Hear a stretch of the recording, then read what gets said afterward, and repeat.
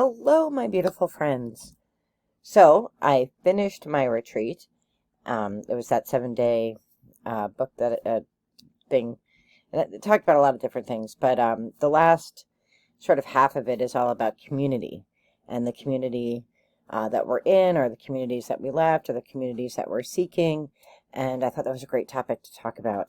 In my journal, when I was journaling, I was thinking a lot about spiritual bullies and spiritual narcissists and spiritual mean girls, or mean guys, in this case mean girls. This is one of those conversations that's difficult to talk about because people will always say, "You're talking about me." I'm not talking about anybody in specifically. I'm just talking in general of things that I've observed over my lifetime and recently too. So one of the reasons that I think so many people are traumatized by Christianity is because there are many Christians who bully other Christians or non-Christians and say, well, my denomination is the right denomination and your denomination is wrong. And they're dogmatic, and they can be negative, and they can be hurtful in the things that they say. So I'm fortunate that in the Anglican tradition, that isn't really the way things are done. But I went to Roman Catholic schools, and there are some Roman Catholics that I know who are that way. They wouldn't say that they are trying to be that way. They don't perceive themselves as being spiritual bullies. But they will say, like, if you don't do it my way, you're going to hell. And I think that that stops conversation, right? That stops the discussion because, so why do they do that? Well, sometimes they do that because, to believe your path is right, you need to believe that in order for you to believe that it's right. And so every other path has to be wrong. Otherwise, your path is wrong, right? There can't be two right paths. It can't be relative. It can't be relative. I don't think that's true. I think I do subscribe to the philosophical Druid principle that there are many paths, right? There are many paths. They are all, if they're all focused on goodness and light and being the best that we can be and bringing light into the world. The rune I pulled to have this discussion to support me is Kenaz, which is torch.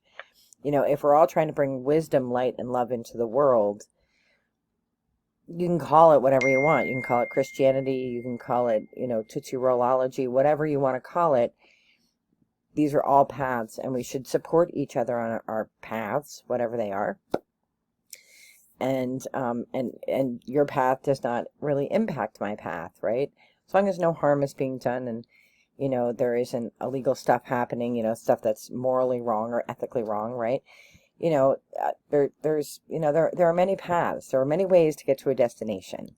And if light and love is the destination, there are many ways to get there. There's Christianity, there's Judaism, there's the Muslim faith, there's, witchcraft, the religious witches, there's paganism, there's atheism, there's all kinds of ways to get to light and love and spreading that in the world.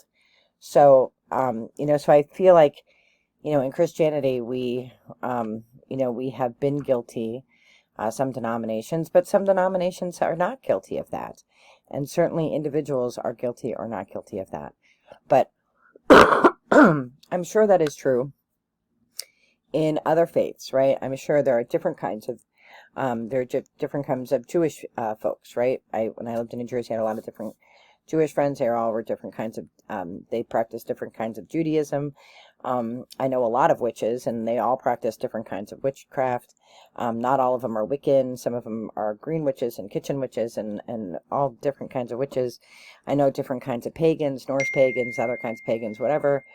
So there's a lot, and we become proud of the thing that we believe in. And so we feel like, well, our way is the best way. And if you don't believe my way, then you're wrong. And, piss on what you have to say.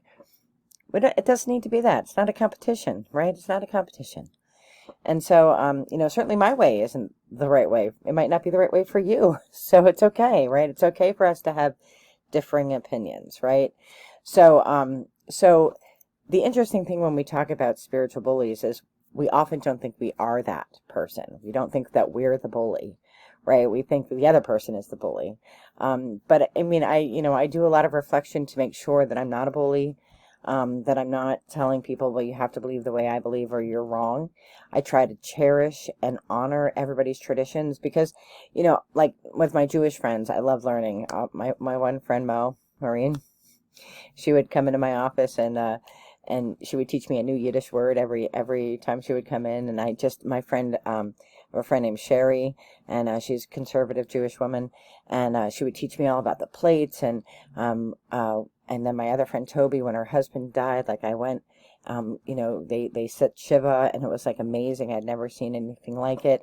I love learning about other religions, other cultures, what people do, and how they believe. And it doesn't mean I need to believe it.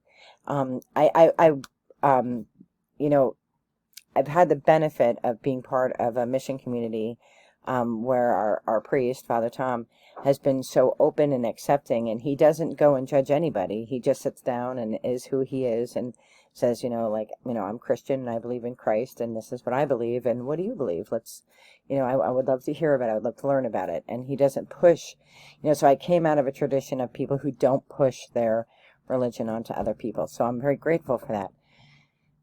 Unfortunately, that isn't how everybody is, and now that I'm sort of out of the, I've said this before, and I'll say it again. There are a whole lot of Christians who think that I'm not Christian, because they think that I can't do the things that I do and be Christian, and then there are a whole lot of people on the non-Christian side, whether a different major world religion or part of the other world traditions like witchcraft and paganism or atheism, that think that I can't be their thing. Druids think that I can't be their thing because I'm Christian. So I'm sort of like, caught in the crossfires of both of these things. And not everybody's a bully in that situation, but, I let it go because it doesn't impact my path, right? I love to learn new traditions. It doesn't mean I adopt their traditions. I love to learn how people do things, whether it's celebrate a ritual or cook a meal or create art or whatever it is. Like I try to be so respectful. And realize that maybe it's not a way that I do it, right? My one friend, she's amazing. Like she cooks a certain way because that's what her mother and her grandmother and her great grandmother, that's how they cooked. And that's what she does. And, it maybe not isn't the way I cook, but, it's really interesting to hear that tradition. And she's, from a different culture. So it's fascinating. It's like, it's a learning experience. And it's hurtful when you watch other people like make fun of that or act as if, they have the right to dishonor that person's ancestry and heritage like that. That's so unkind. Like why would you want to be that? And maybe the reason is, well, that person is, pretending that their way is the best way or whatever. Like, whatever the reason is that justifies behaving that way, like why are we behaving that way? We're adults. That's kid stuff. That's childish, right? To make fun of somebody because of the way they do things that they were taught by their family. I don't know. That's childish and it's immature, and it doesn't bring light and love in the world, right? It brings, it brings anger and hurt and upset. And so, I don't want any part of that. I just don't. I feel like I've kind of grown up, I've grown up around bullies. And even as a child, I used to think, if you saw a kid get bullied and you did nothing, right? Like you weren't the one bullying. So you're like, well, I wasn't the one bullying. Yeah, but you stood there and you didn't go get the teacher. So you're allowing it to happen, by being complacent, by being silent. You're allowing it to happen. And I never am that person. I will go get the teacher. But what do you do when you're an adult? What teacher are you going to go get, right? So if you see bullying and you see people being intentionally harmful to another person, because maybe they just don't like that person. So they're going to call out everything they do because they don't like that person and they want to make fun of them and they want to belittle them. What does that do for you? Does it make you feel better? Do you feel better about yourself and what you do? Like, why are you doing that? Why are you allowing it? Why are you standing silent while it's happening? Are you afraid? Are you afraid that person's not going to be your friend? Are you afraid that you're not going to be in the cool kids club or clique? I don't need any of that bullshit, to be honest. Treat people with kindness. Don't be a bully. And what do you do if you're bullied? Call it out. Just call it out. Say, I feel like you are bullying me, and I don't understand why. Can you explain why? And they might say, well, that's not the way you should do that, and that's wrong. Okay, that's your opinion, and I honor your opinion, but I believe it's right because this is what my ancestors did, or this is what I religiously believe, or whatever. We can be adults about things. We don't need to be children. So where does some bullying come from? Well, it comes from narcissism. Narcissism, you can look it up, you can Google it, you can use AI. Narcissism is when you make the whole world about you and how you feel. And if you're a good one, you get other people to buy into your bullshit. Narcissists have absolutely no understanding or wherewithal to realize, or sometimes they do, that they are corrupting a situation. And what do they feed on? They feed on the emotions of others. They feed on scaring others. Well, I'm not going to be your friend if you don't do blah, blah, blah, blah, blah. They gaslight. They manipulate. They make you feel bad for having feelings because it doesn't align with what they want to do or say or be. Don't get caught in the molasses of a narcissist, right? Kind of take a step back and look. What kind of relationship do we have? Am I always giving? Are somebody always taking from me? Do I always have to agree with that person? Why? Why do I feel like I have to agree with that person? Walk away. I know it's hard, and it's really hard when it's your family, right? That's super hard. Or if it's your partner, that's even harder. But try to spot narcissism. And then mean girls and guys. I'm most of my spiritual connections are female, and in the church, in outer spirituality, witchcraft, paganism, Celtic spirituality. I do not do cliques. I don't do them. I never did them. I'm not going to start at 51. I am not about the cool kids. I am about loving everybody and wanting everybody to have an equal opportunity to be all that they want to be in this physical life. Whatever lessons are sent here to learn, I want to be the torch. I want to be the Kenaz. I want to be the light that helps them get there. It doesn't have to be my path that they're walking on. It shouldn't be my path. It should be their path. And how can I be the light? Well, if you are a mean girl, don't be a mean girl.